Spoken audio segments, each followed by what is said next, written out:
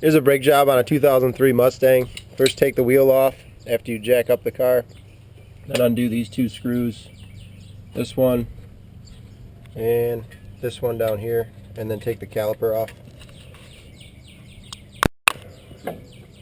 Then slide the caliper off and take the brake pads out. There's one of them, which is worn down to nothing. And there's the other one.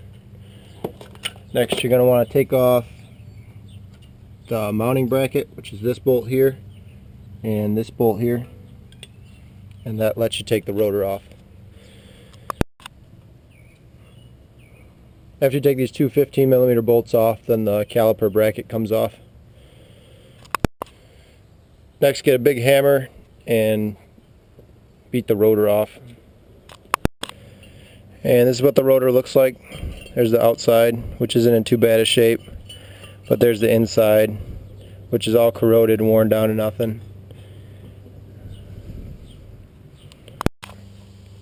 Next, you want to compress the two pistons with either a C-clamp or a brake clamp like this one. They were sticking out probably about that far before, so I compressed them a good ½ inch, 3/4 of an inch or so. On that caliper mounting bracket, you want to pull out the slide pins, which go in like this. Wipe them down, clean them, re-grease them, and then put them back in. Do that on both sides.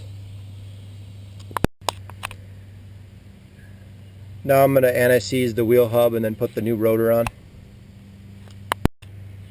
That's the wheel hub all freshly anti-seized. Use some kind of caliper lube or brake grease or anti-seize to lube those slide pins before you put them back in the mounting bracket.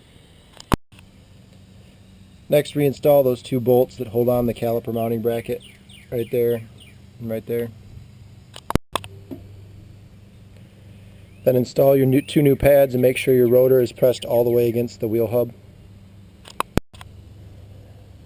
Now reinstall the caliper and then reinstall those two bolts that we took off in the first video.